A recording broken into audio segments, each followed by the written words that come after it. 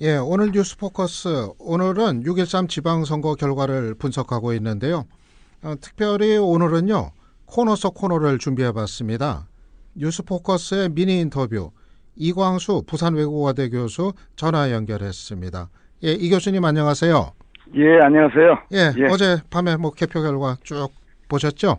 예, 예. 예. 그런데 오늘 빨간 민주당 후보들 얘기해 주시겠다고 해가지고 예. 전화를 드렸는데요. 예, 예. 빨간 민주당 후보가 어떤 겁니까?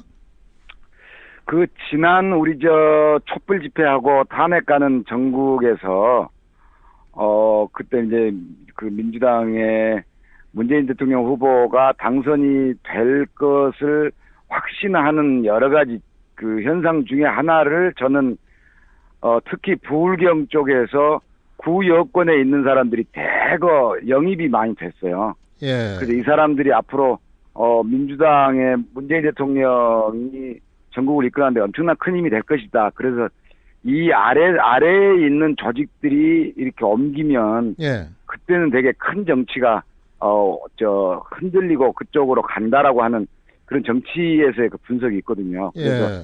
그러니까 그 당적을 옮기는 사람들, 예. 그 사람들이 소위 말 제가 말씀드린 빨간 민주당이라고 말씀드리는 겁니다. 아, 그러니까 구여권, 예. 구 새누리당 그렇죠. 출신이었던 예. 그런 이제 후보들 얘기하시는 거네요. 실제로 그런 빨간 민주당 당선자들이 제법 있습니까? 어때요? 제가 얼른 이제 개표장을 다 보지를 못한 상태에서 정리를 해봤는데 제가 한 7명 정도를 정리를 했는데 예. 명단을 가지고 봤는데 전부 공통점이 부울경입니다. 아, 부산, 울산, 경남. 예. 김해시장 허성권 씨, 부산 영도 시의원 고대영 씨, 부산 중구 최영욱 씨 쭉 해가지고 7명이 올 100%다 당선됐어요. 예. 적은 사람은 뭐 50% 가까이에 있고 많은 사람은 60%가 넘는 사람 지지율을 가지고 당선을 했는데 예. 이건 뭐 굳이 기다려보지 않아도 당연히 나타날 현상입니다. 예. 예. 그분들이 그러니까 새누리당이나 자유한국당 예. 몸담았었던 후보들이었다는 거죠. 예. 근데 그러면은 아마 어떤 분들은 저런 지적하실 것 같아요. 뭐 예. 철새 아니냐, 문재인 대통령 지지율 높아지니까 옛날에는 뭐 전혀 그거 아니다가 옮긴 거 아니냐, 뭐 이렇게 비판하는 목소리들이 그렇죠. 있을 텐데. 당연히 그런 비판을 받아야 되는데 예. 그 비판은 이제 정치라기보다도 도덕적인 당위성이거든요. 예.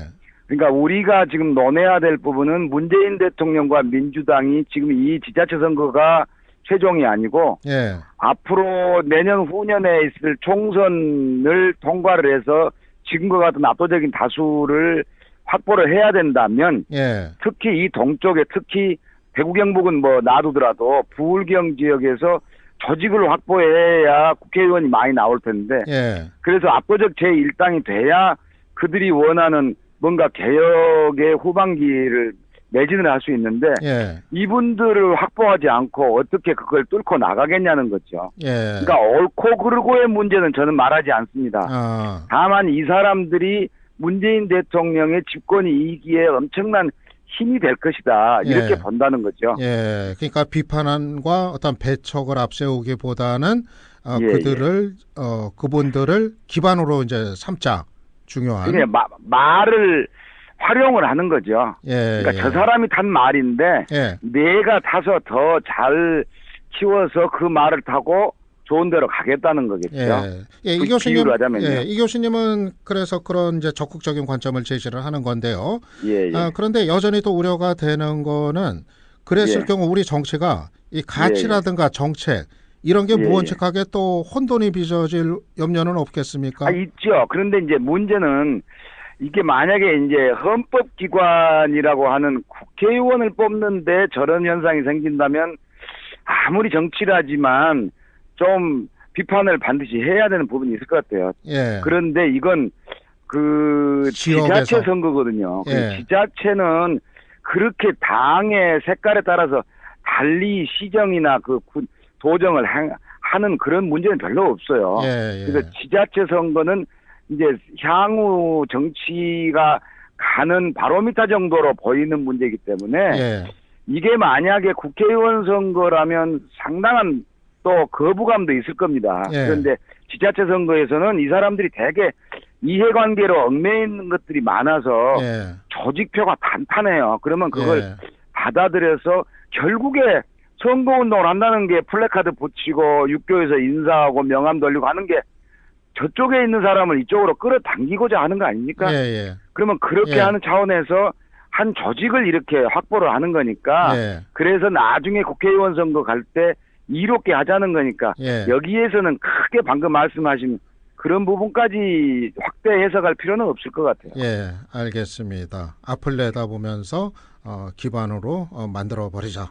예, 예, 그런 예. 말씀인 것 같네요. 예, 오늘 말씀 감사합니다. 예, 고맙습니다. 예, 지금까지 이광수 부산외국어대 교수였습니다.